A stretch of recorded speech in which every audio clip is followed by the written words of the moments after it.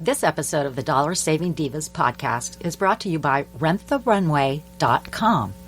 You'll find more than 200,000 pieces and 400 designers in the Rent the Runway closet. Anything you want, one flat price. Formal, cocktail, festive. What type of event are you attending? Get 4 or 8 day designer rentals for a fraction of the price. And when you click through the link on our Dollar Saving Divas Facebook page, you'll save even more, and you'll help us keep this podcast free. Look great and save money too. I'm Kelly. And I'm Leslie. And we're the Dollar Saving Divas. We know how hard it is to provide your family with everything they need while still being able to treat yourself. Everyone wants to be able to afford the most fashionable accessories, the newest styles, and those special evenings out without breaking the bank. That's for sure. Over the years, we've found some tips and tricks to make this luxury lifestyle affordable, and we want to share those secrets with you. In each of our podcasts, we'll be sharing our suggestions for luxury living for less. Everything from how to spot the secondhand deals to tips for maximizing your rewards points. We want to help you save money. Thanks for joining us. Now let's start saving. Today, Leslie and I are going to talk about 8 tips for a terrific party. You always want to make sure your party's successful, so I think we'll just start right getting into it. Yeah, well, I like, and I know you do too, Kelly, I like a theme when we plan a party. Well, we always like themes. We always have a theme for Usually our themes are always around alcohol, but, yeah. It's a theme. Yeah. OSU. We always have the OSU with the parties. OSU theme, or if it's the holidays, you can have some kind of a holiday theme. I've had a friend of mine that did a superheroes. We all had to dress. I dressed as Wonder Woman. Oh, well, of course you did. I like the superhero theme. You know, everybody hears about the ugly Christmas sweater theme, which I find a little bit scary because you always have that person that shows up in the ugly sweater and you don't know if they meant it to be part of the theme or if they just are wearing an ugly sweater. Yeah. So you have, there's that one that's like right on the edge of it. Yeah. Is it? I actually got rid of all my ugly sweaters because they were just way too ugly. So I would actually have to go out and purchase an ugly sweater. Which you can do now. A lot of places have them. They do, and they actually put it on the sign that says ugly sweater for your ugly sweater party. So, but also things like, I thought this was interesting. I was reading in a magazine that they had an outdoor Christmas garden party. Oh, that sounds like fun. And they put those big heaters up. Right. But it was an outdoor party, and they said it was very festive. And then they had, things like hot cider and hot chocolate and kind of, featured those kind of things. I think that would be fun. Kind of like, maybe in the fall even you could have like when they go through the, on the wagons and you go through the cornfields. A hayride. That's what it was, yeah. Otherwise known as a hayride? Yes, otherwise known as a hayride. And I guess you can have Kelly's not from the country. No, I don't even have boots like that. So what are those things you put on the back of a tractor? What is that? Or a flannel shirt. I don't own any of those things. So, but some of the other things that you can do is, what kind of foods do you want to have? What are some of the hot foods that are around right now? Well, I always like to do a pasta bar. Or that's fun. I've seen that. Yeah, that's fun. Or I think they do things like the baked potato bars. I've seen the baked potato bar, the mashed potato bar, where you get the little cups of mashed potatoes and then you put the different toppings on. We've done hot chocolate bars where you have the different syrups and toppings. I just went to one that had a hot chocolate bar, and they had they made the hot chocolate from scratch when they used half and half, and then they mixed the cocoa. But then they also had peppermint sticks and pirouettes, those Pepperidge Farm. Yeah. All kinds of things like that you could use. And they even had sprinkles as well as marshmallows and things like that. That's fun, because I think the guests like to make their own, just kind of get involved and mix up their own little whatever it is, hot chocolate. Some of the more popular things that I've seen since I've been doing some event planning recently are little like shrimp shooters and little mini things of like cold soups, like an avocado soup. The soup shooters? Yes. Yeah, those are fun too. Real popular. It's just something that's a little bit different. Mm-hmm. Other things that I like to do too is, most people like finger foods. You always need some good finger foods that are good crowd pleasers. Like those pigs in a blanket. Pigs. Everybody likes a pig in a blanket. Everybody likes a pig in a blanket. Okay, but you and I do entertaining a lot, and there's lots of ways you can kind of cut some corners or actually just do some different things.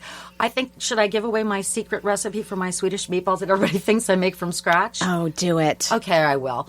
I get the Armour regular meatballs, not the Italian ones, but the regular meatballs. The frozen bags. Frozen bags of meatballs. I take sausage gravy. Yes, secret weapon. Sausage gravy in a can. I think you can get them by Campbell's. Lots of different companies make them. Or I get the frozen Bob Evans sausage gravy, and I mix in sour cream. That's it, folks. Put it in a crock pot. 3 ingredients. My homemade Swedish meatballs that everybody goes, oh, can I have your recipe? Well, the world now has my Swedish meatball recipe. Okay, remember the other thing we did? We did the hot dog slider bar. Hot dog sliders. Describe that, because that was awesome. That was great. So I got cans of Tony Pacco's hot dog sauce. That was really which I awesome. found. We heated that. We had that. We had the little hot dogs. We cut up the buns like in half, and so we cut the hot dogs so they were just tiny ones. And we had grated cheddar. We had the hot dog sauce. We had relish, some jalapenos. Chopped onion. We Banana just had peppers. whole different, all these different choices. And we even had different kind of hot dogs because we had Hebrew National. That's right, we had a couple of other kinds because some people like, particular kinds. I happen to like Hebrew National. Mm-hmm. I think they're the best. They are good. And then remember the other thing we had? Oh, our special. Our other secret. They're so easy. They're so easy. The White Castles. Whitey Castiles. White Castles. Them. Cut into quarters with toothpicks. And then you just use different dipping sauces. So like a horseradish dipping sauce, ketchup, mustard, mayo. Super easy. Ranch People dressing. Love them. I mean, I thought it was awesome. You can buy them frozen. They're so good. And if you get the I always have to have sliders in my freezer. I mean, you just never know. You're going to need one. You whip one out after you've had a couple cocktails, and you need to have a slider there. So that's another one of our secret. Nothing but class here, folks. Yeah. Well, I like to do little mini grilled cheese sandwiches, too, that you can do on those little mini buns. Yeah, those are good. Or even like make your own mini slider kind of thing. Mm-hmm. You can put meats and cheeses out and do that, too. Well, here's a couple other secrets. I like to do, some people like to pass their hors d'oeuvres.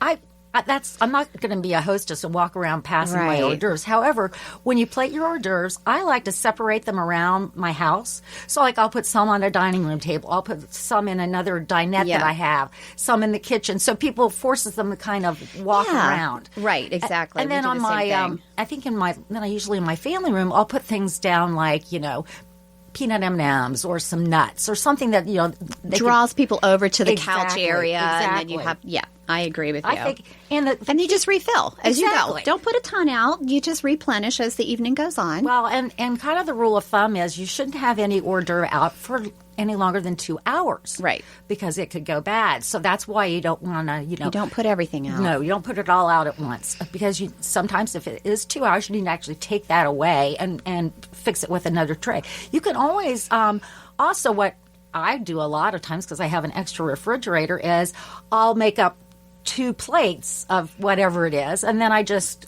swap it out. Right, and I don't have to spend the time in the kitchen, actually replenishing it. Yeah, but that's a good idea. Switch it out. So, and then they talk about the rule of thumb of how do you know how much food to really prepare for hors d'oeuvres. Leslie, what do you usually think is the right? Well, I mean, I've heard you do 2 hors d'oeuvres per woman, 3 for men. I usually up that just to be safe because I know the men that we hang out with eat more than 3 hors d'oeuvres. So I generally up that number. Absolutely. Closer to 5. Yeah, I was going to say that. And then they talk about the same for drinks, that it should normally be 2 per woman, 3 for men. Well, that's not, in our case, that's just not true. Yeah. We hang right in there with the men. So I think you should always, lean toward doing a little bit more, not a lot more, because you don't want to have a lot of things left over. Yeah. But I think it's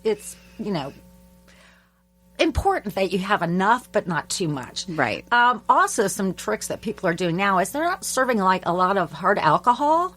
They're maybe doing like an eggnog with a little hooch in it. Yeah, or kind of one signature mixed drink for the evening. So you're not mixing up a whole bunch of drinks for people. Right. You just have one, like have some beer, have some wine, and then just have one cocktail. And that's usually what a lot of people are doing, even for not just entertaining, but also for weddings and things like that.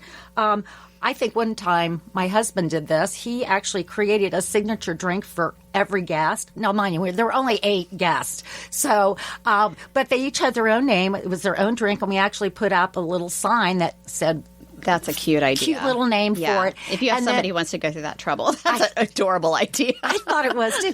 And then they also, what we did is we went and bought really cheap, like, glasses, and then just put a Sharpie and put their name on it and That's the name of their very drink. cute. So that was kind of like their take home from that too. That's very cute. Well, other things that people can do are, I think it's important because, a lot of people have food allergies these days. So I like to write a little sign that says, this is gluten free. This is what right, exactly. And put it around. And also let your guests know when you're inviting them that there's going to be a lot of food, because what you don't want is for people to eat dinner before they come over, not knowing that you're going to have a ton of hors d'oeuvres, and then they're not hungry. So let them know that heavy hors d'oeuvres, or this is what we're serving. Don't eat, come hungry. And that's really true, because I've actually had that happen. I went to a party and expecting, actually, it was in the reverse, expecting to have a little bit more food than they actually had. Yes, so it's good to know what you're going to get. Let your guests know. Well, and another thing I always like to do is, and you can buy them very inexpensively, a coat rack. In the wintertime, that's a good idea. I don't have, a lot of closet room on my first floor, and I don't want people walking up and down the stairs in my bedroom and piling all those coats on a bed. Right, you put them on the bed, and then the cats and the dog jump on, and all your guests go home with dog hair and cat hair. Well, at my house anyway. Okay, that wouldn't happen in my house, but I've actually I found my daughter once actually climbing on, when she was little, on top of all of them and playing with all the people's coats. And actually, somebody went home with someone else's coat. Because I think they just didn't want to look through the pile. I like this one. I'm taking this. Take that. So that's a good little trick too. What are some other things that you can think of? Well, I think that being a good host takes a little bit of practice. You need to, control your environment. You need to be walking from room to room, make sure everybody's taken care of, and something may go wrong, but it's okay. You just have a good time. Yeah. When I go into an event, I go, something's going to go wrong, but I'm going to be able to handle it, and it's okay. I'm not going to stress about it. And you run into the kitchen and take your coffee mug that's full of wine, right? And just say, exactly okay, right. I'm good to go. Also, I think you need to also watch, if you think one of your guests is kind of indulging in a little bit more beverage than they should. Yeah, don't overserve. Don't overserve. And if you think they are, don't insult them or anything, but, maybe you say that you'll call a cab for them or call an Uber and just make sure, because you don't want to have any of your guests get in trouble on their way home, particularly over holiday season now when, a lot of people are indulging. So those are some great tips that we thought that might be of interest to you for a terrific party. Thanks for saving money with us. If you have money-saving tips you want to share, we would love to hear from you. We'll talk about them in a future podcast. Just head to our Facebook page at facebook.com/DollarSavingDivasCBus. Leslie, that's kind of long. We do have a link to our page in the podcast notes. When you subscribe to this podcast on iTunes or your favorite podcast player, these podcasts can automatically upload to your smartphone. Now get out there and start saving money. We want to hear from you.